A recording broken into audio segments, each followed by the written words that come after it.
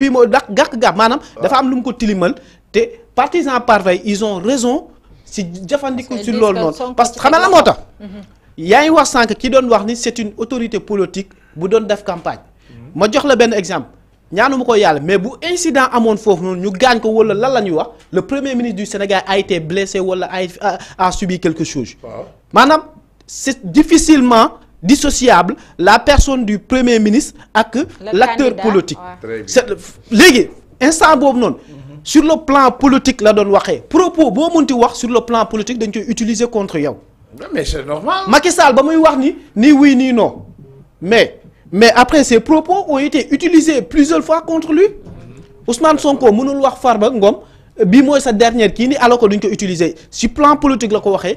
les partisans de Farba si plan politique lañ koy tonté bu ñu jàppee Farba si plan politique la koy tonté c'est tout simplement donc ces propos là mënoo comme ni nga wax mënuñ koo mais le débat il est judiciaire il n'est plus politique le débat est judiciaire gis nga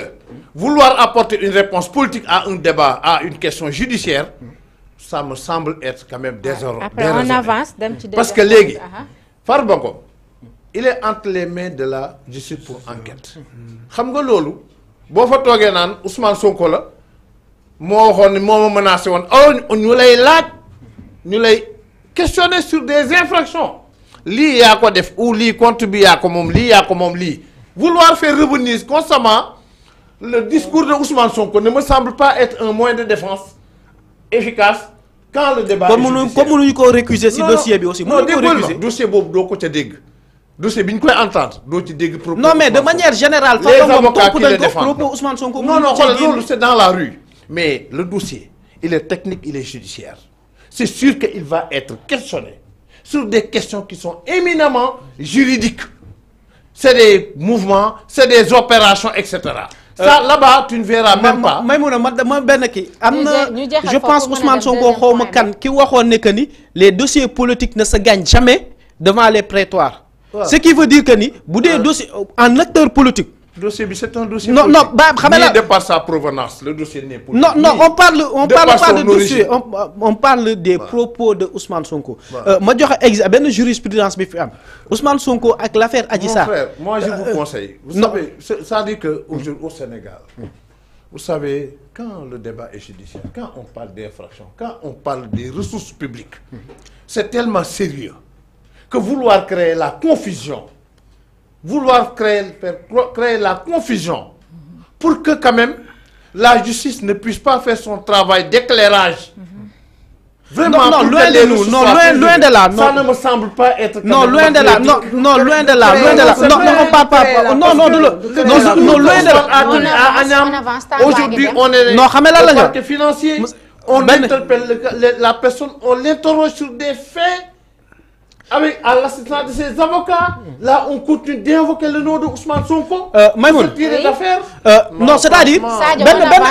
une minute rek laa bëgg a wax ni c'est-à-dire premièrement li nga wax ni les ressources de l'État ñun ñëpp les ressources de public ñun ñëpp ku ko sàcc dañuy ne nañ la sanctionner loolu benn la li ñuy wax ni ça n'a rien à voir ak décision judiciaire dañ na ni Ousmane Sonko am na lu mu wax fële dina am jeexital ci dossier bi. loolu la ñu wax comment ça va influencer les juges. non pas mais non sur le tey les partisans de Farba Ngom bu ñu demee plateau lan la ñuy wax.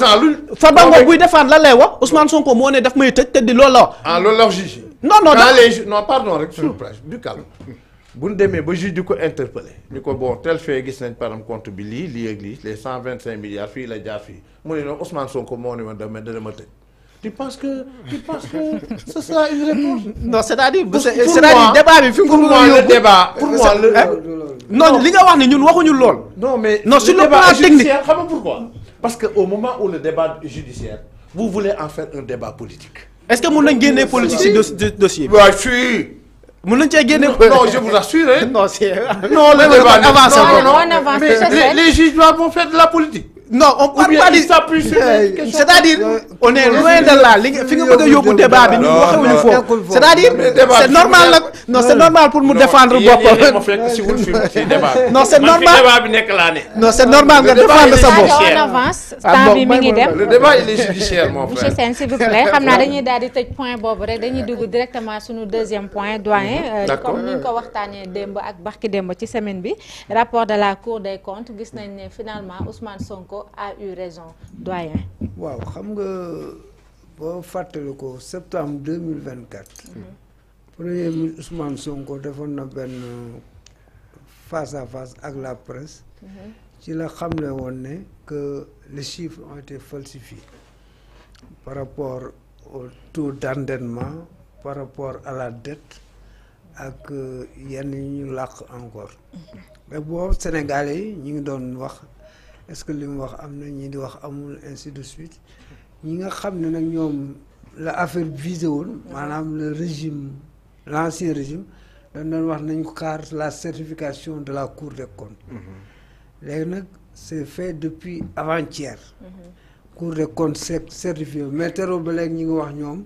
que ce document là n'est pas fiable di wax yenn déclaration di ko contester mais quoi qu'il en soit. la Cour des comptes mooy kuréel bi nga xam ne am na doole boo xam ne mooy saytu mbir yi bu ko saytoo ba pare jéggal ko président de la République président bi bu joxee autorisation nag pour ñu publier ko pour public bi jot ñu jot loolu moo xam donc c'est des gens yoo xam ne ñoom am nañu sañ-sañ bi am nañu pouvoir bi boo xam ne liñ def nag gis nañ ci ne wax dëgg yàlla ay njombe yu bari la ñu firndeel maanaam ay irrégularité dans la gestion léegi boo xoolee ci wàllu bor bi premier ministre Ousmane Sonko parlait de 15 milliards ne moom la ñu 15 000 milliards 15 000 milliards léegi Cour des comptes wane na ne 18 000 milliards la plus de 18 000 milliards léegi nag plus de 18 000 milliards ci bor dafay bari te boo xoolee ñun suñu plan quinquennal bi 24-2029 Sénégal dafa soxla 18 000 milliards pour doxal te borom bi rek 18 donc ça veut dire que on va vers des difficultés. beneen mbir mi aussi côté taux d'endettement bi le premier parlait de 70 et quelques. mais Cour des comptes won nañu ne c'est 99,67%. xam nga loolu dafa grave. donc ça veut dire que sans compter aussi bu doon dañoo saaxee alalu réew mi rek. ñu ne kii mais dañ cee boole di nëbb alalu réew mi maanaam wax nañ ne fi ay 2500 milliards yoo xam ne kenn mënu ko tracer. wax nañ ne 158 milliards yu ñu jëlee ci banque. reversé wuñ ko trésor ak yeneen ak yeneen. léegi nag diwur mbéj na baayam man jàpp naa ne waratuñu accentuer ci mbéj bi la topp ca mbéj bi maintenant après la publication a été faite. et après parce que boo xoolee sunum réew yu mel nii bu fi mënee am ça veut dire dañu am ñaari jàngoro yoo xam ne mësuñu koo gérer. benn mooy manque de transparence benn bi mooy mal gouvernance te ñii nag ci exercice boobu lañ nekk pour contrer li ñu tuddee manque de transparence ak mal gouvernance ça c'est un exercice de transparence la ñu def nii léegi nag def nañu exercice de transparence bi ñoom ñëpp intervenir na man dégg naa le ministre des finances mu ne chaque franc devra être justifié donc loolu lañ leen di xaar léegi nag pour nga justifier ko ak nga kii ko joxe na ay axes renforcement du contrôle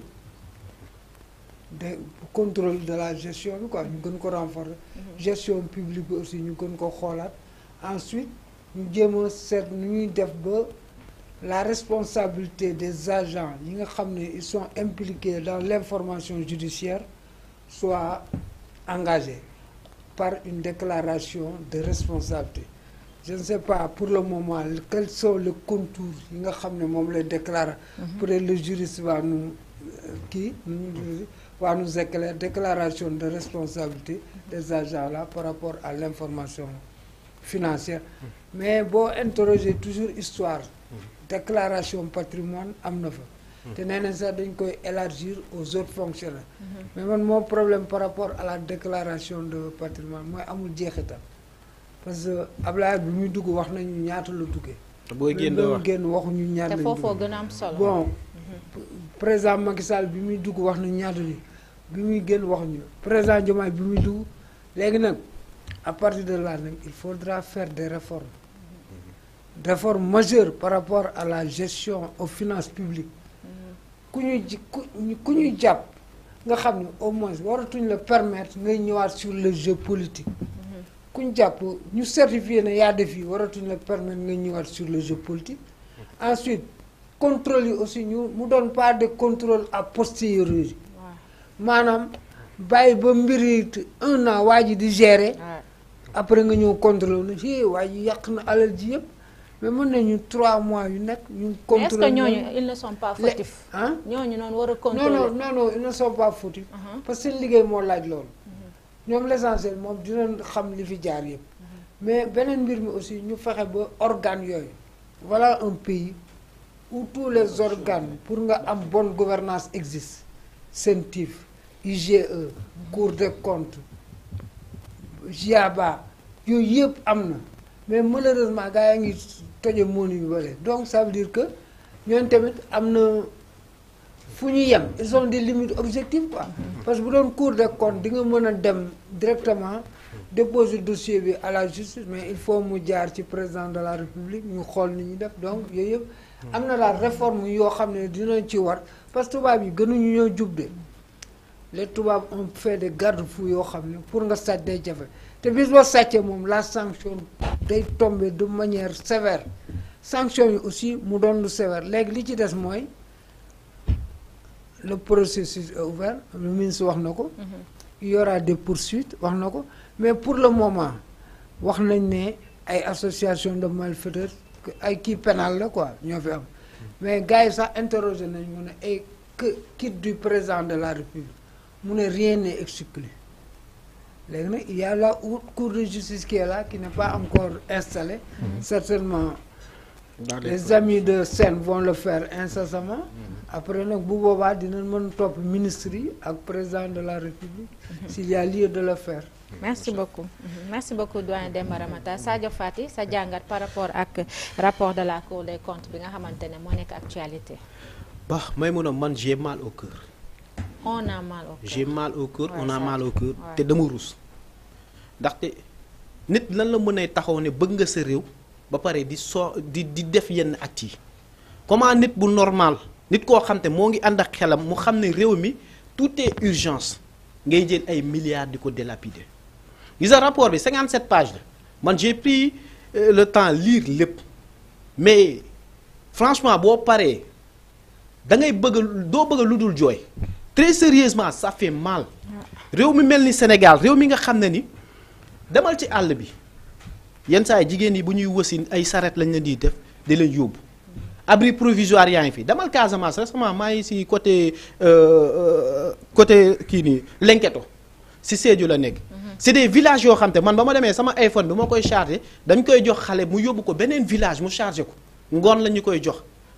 priorité bi téléphone am téléphone mooy sa bureau mooy sa lépp da nga koy yóbbu feneen ñu chargé ko ba mu fees ñu andi la ko la après nga xool say appels yi di kii yooyu noonu tout ça. am na dëkk yoo xam te adduction d'eau amu fa hôpitaux yi ak leneen la Covid nous a montré que suñu plateau médical c'est à terre c'est zéro ñaanuma ko yàlla bu beneen jëye ñëwee fii Sénégal ñun ñëppay dee alors dëkk bi nga xam ne ni yow léppay urgence yow nga ne bëgg nga sa réew noo mënee jël ay milliards réew boobu nga xam ne ni lii mun na faj lii mun na defar benn hôpital mun na de nga jël lépp di ko détourner rapport bi li mu wax mooy que ni am na ñoo xam te ne dañu jël xaalis duñ ko déclarer am na xaalis yu war a dem ci trésor public ñu koy def ci ay banques privées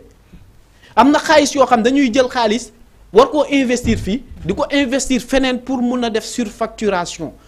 tu vois des gens yoo xam te ni dañoo dem ba arrogant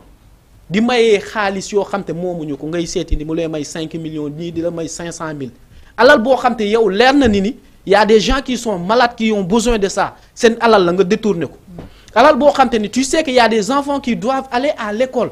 abri provisoire yi ñu nekk nga jël xaalis bi détourné ko alal joo xam te ni ñii amuñu courant ñii amuñu leneen xoolal jamono ji réew mi nu mu méttee pour nga am 10 000 francs c'est tout un problème Sénégal léppay ñëw da ngay jënd ceeb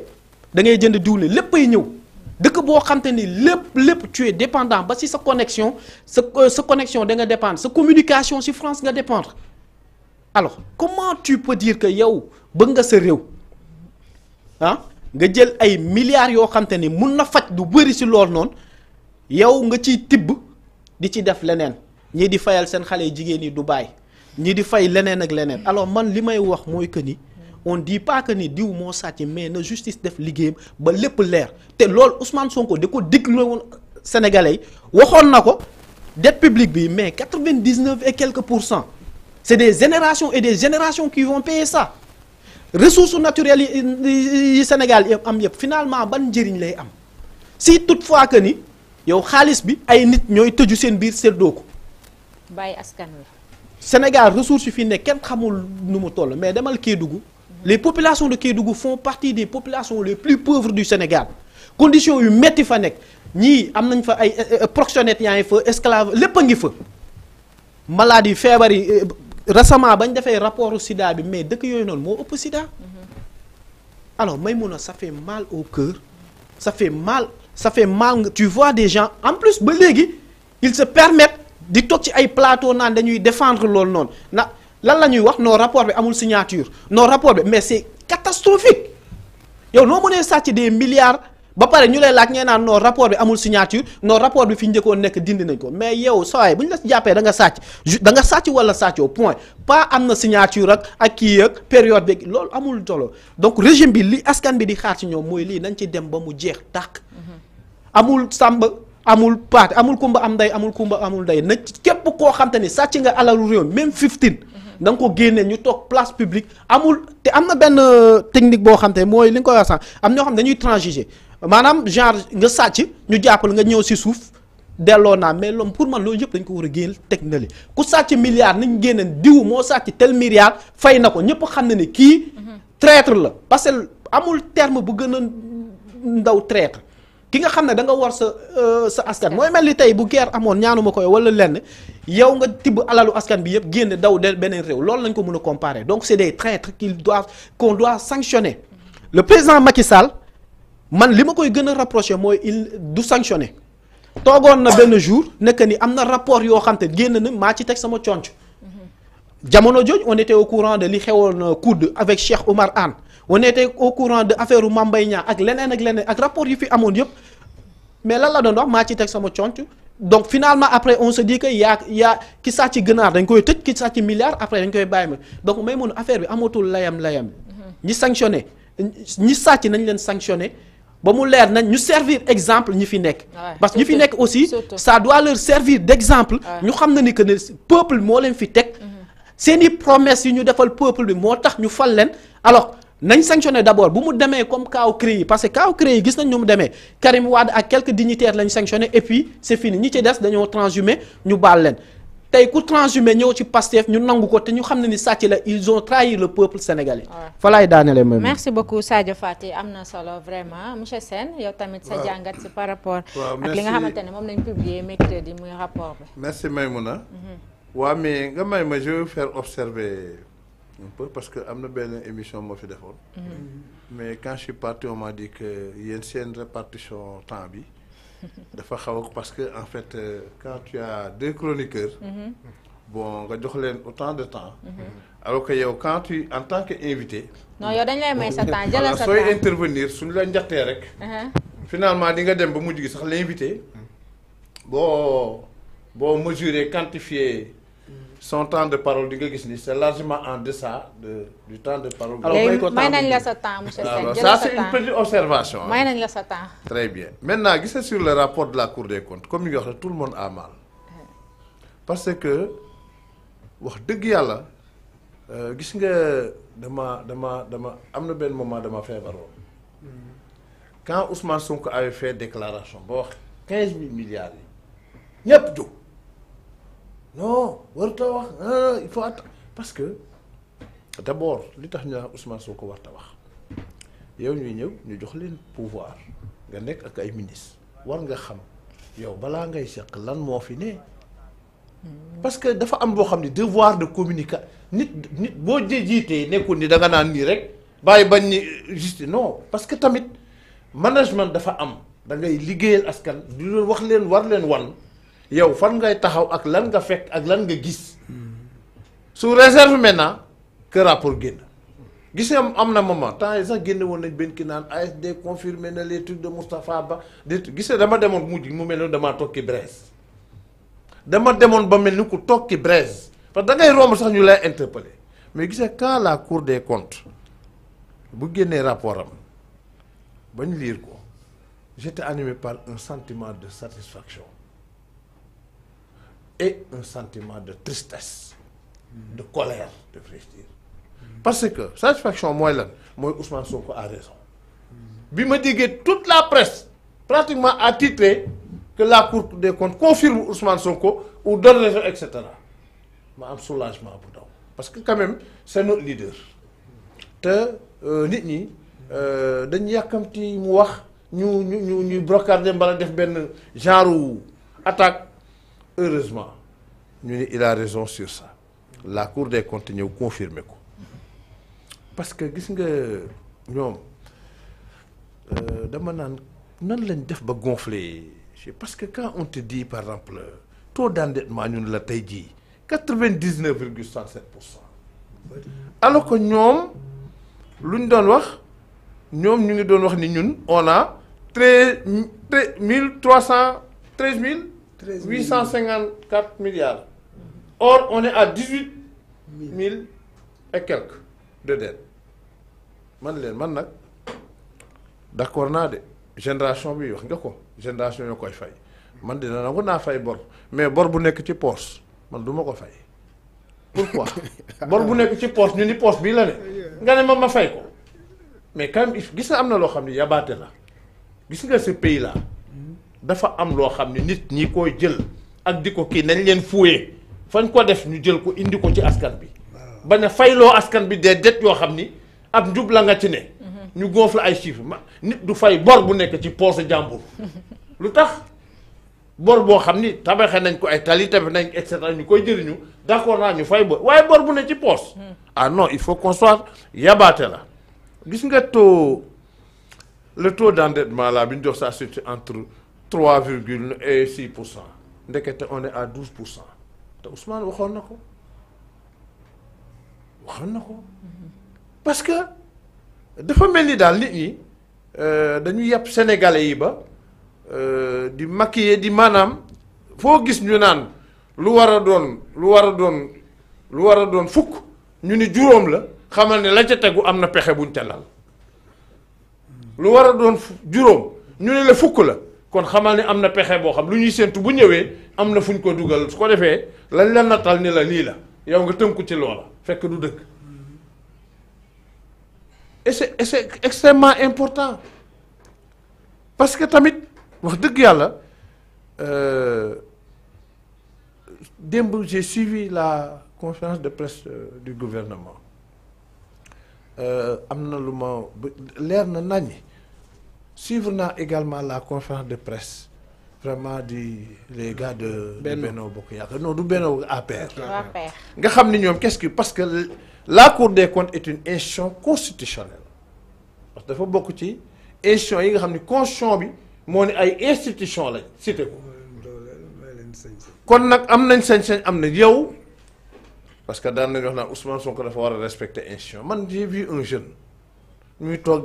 di wax ay mel ni kuy ŋàññi la Cour des comptes mel ni kuy bëgg a décrédibiliser la Cour des comptes te mu am de hauts magistrats de hauts techniciens des finances yu fa ne liggéey yow nga nekk mbote boo xam ne ñorogoo yaa ngi soog a door mu mel ni dañ lay jënex ngay jéem a te ba noppi tamit attention xam nga Sénégal naan non rapport bee gisoon nañ rapport bi ñu dindi ko bii amul signature gis nga parfois il faut pas surfer gis nga bu nax Sénégalais yi mëntuñ leen ndax il faut pas surfer sur les questions de forme sur les questions de fond lañ la laaj wuyu ci lii la nee ngeen 13 000 milliards la woon plus dette bi aujourd'hui la Cour des comptes dit que 18 558 milliards la différence boobu nan ngeen ko gisee yow booy communiquer ci rapport da ngay communiquer ci contenu rapport. Effectivement. mais doo di surfer sur les questions de forme sur lesquelles mel ni ku bëgg a nax nit ñi. c'est des questions de fond qui se sont posées ici nañ ci répondre ay non bi ñu xoolee ci site bi li yow yaay gérer ñoom yow seen site yaa koy gérer yow ñoom la ñuy def yaa leen koy wax. ay rapport bi amul signature. ay rapport yu amul signature yow yaa leen koy wax rapport bañ dox président am na signature. kon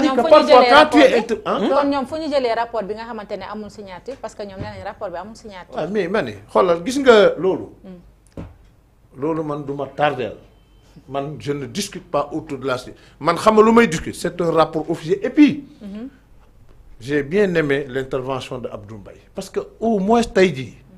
moom xam na xaalis xam na finance jaar nekkoon na primature. mais dafa ne lii daf ko qualifier sax noo xam ni man mënuma ko qualifier noonu. carnage la ñii ñu ñëpp ku ci intervenir ngay les gens gis nga quand la République est interpellée de façon sérieuse vraiment man du ma nangu sax nit di ma jéem a xëcc ci loo xam ni lii leer na ma ni daf may tardeel parce que lii c'est dangereux c'est grave lii c'est notre pays qui est interpellé lii c'est notre pays qui va en souffrir kan lañ ko yow wax nga ko léegi 18 milliards lañ soxla ci projet bi léegi am nañ 18 milliards de dettes léegi nag ñuy demee. kon est-ce que projet bi du xaw a saay heureusement quand j'ai suivi le ministre de l'économie et des finances et le ministre du budget franchement ils ont rassuré parce que ils ont dit que sur la trajectoire il a tellement théorisé la trajectoire bi nga xam ni ñoom ci la ñuy tegu pour que quand même ñu rendre soutenable la dette parce que nag attention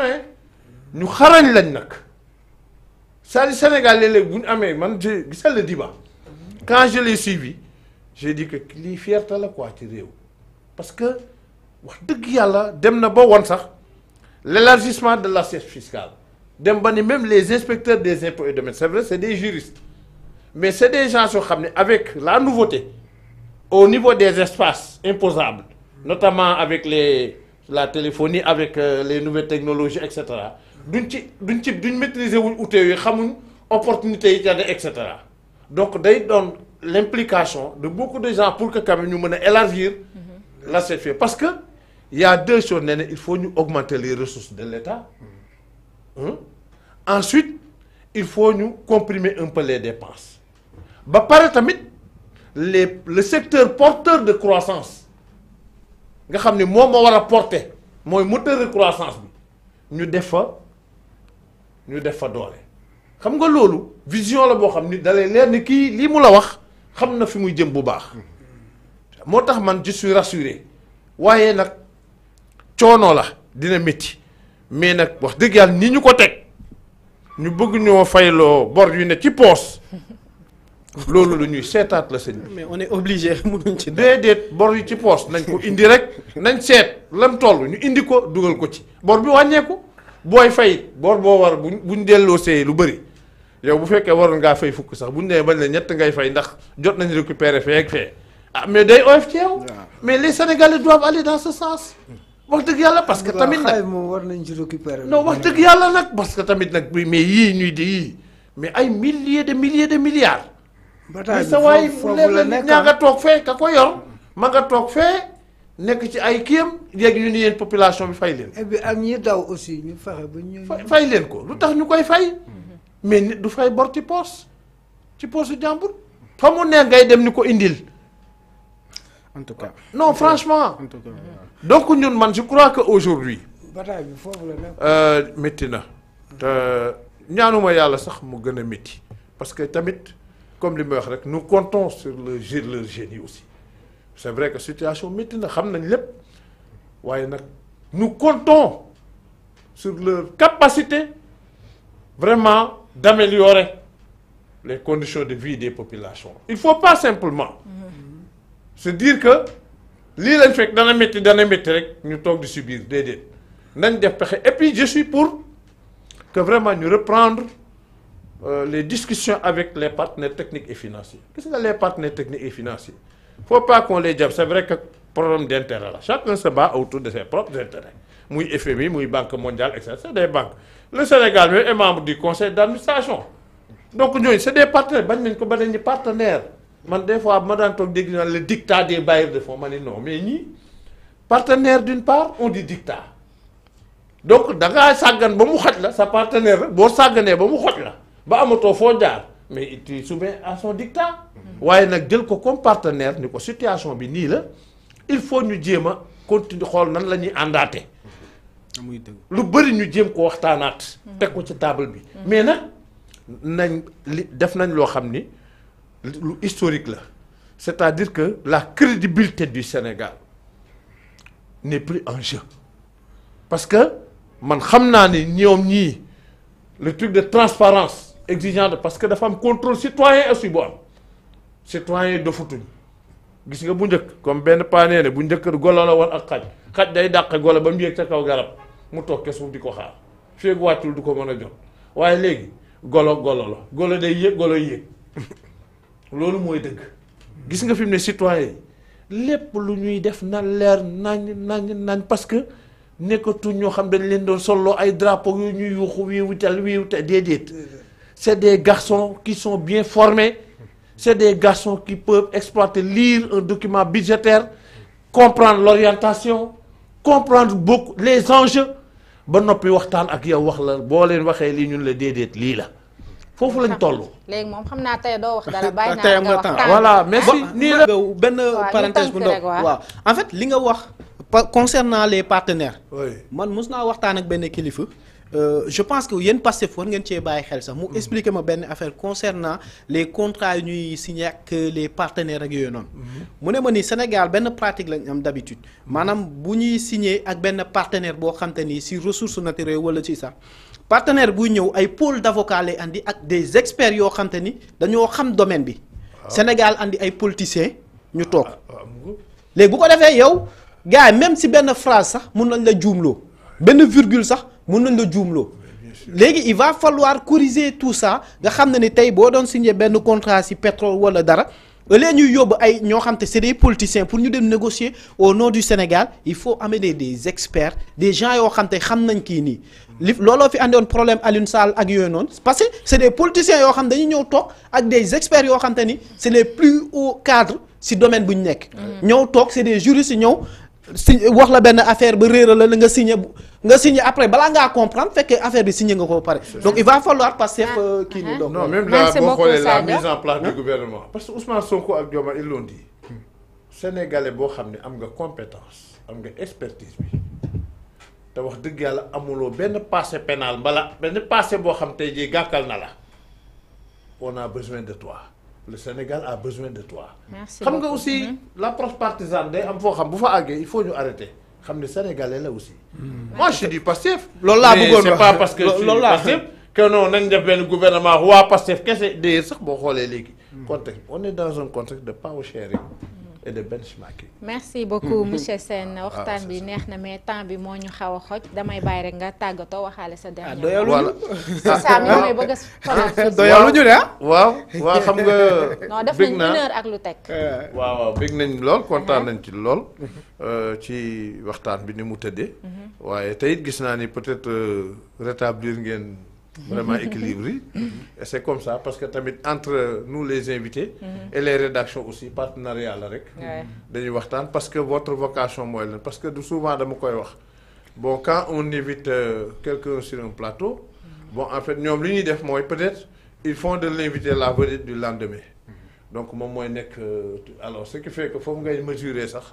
bon l'atteinte de l'objectif quoi parce que plateau bu ci ne aussi dafa am ay objectif quoi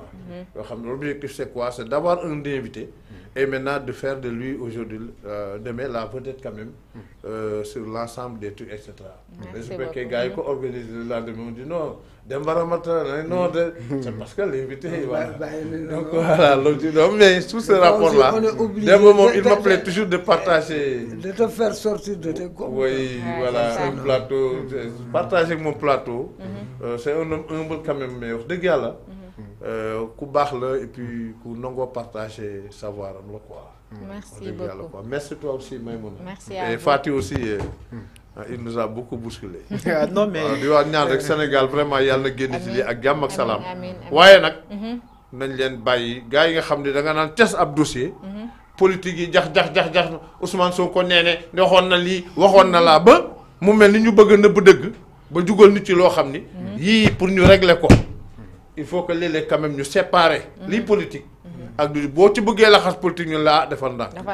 ok lii nag du politique lii mais merci beaucoup monsieur Sène kontaanoon nañ vraiment nga toog fii waxtaan ak ñun am na solo vraiment doyen ñu ngi lay jaajëfal ñu bàyyi la nga tàggoo. waxtaan kàddu yi fi gën rek. yoo daje internet yi semaine prochaine. incha allah Sadio. ba kontaan ci échange bi monsieur Sène juste xamee débat souvent boo amee invité il faut nga andi contradiction sinon day monotone. waaw donc il faut souvent ñuy andi contradiction bouscule léeg-léeg wax donc c'est tout simplement ça donc mais on a été ravis on a été bien servi et ndax xam-xam génn na fi nekk na débat boo xam te débat bu riche la débat bu intéressant la te wax dëgg yàlla li mu fi wax aussi yàlla baax na ñu lay remercier et espère que dinañ amaat beneen plateau ak yow sama doyen moom dama koy yóbbu coin mu waajal Saint-Valentin waaw non foog mu doyen non doyen mais doyen dafa mel ni film nii non foog ma yóbbu ko noppal di rek la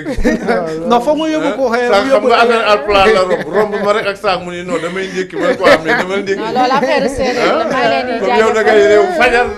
nekk ci affaire yi léegi tu as droit à non foog ma dem donc di leen jox di daje ba vendredi inchallah di souhaiter bonne fête de Saint-Valentin à tous les amoureux. merci Sadio Fati damay remercier rek ci occasion bi Ayla Couture bi nga xamante ne moom ma habillé muy Penda Thiam Chéri Dieyna maa ngi lay jaajëfal di remercier Rachida ci maquillage bi René maa ngi koy jaajëfal si ça sonal na ma trop mais maa ngi koy jaajëfal chers internautes di leen wax jërëjëf ci teew bi ngeen ñu teewlu di leen jox dig daje à la prochaine merci beaucoup au revoir. Merci.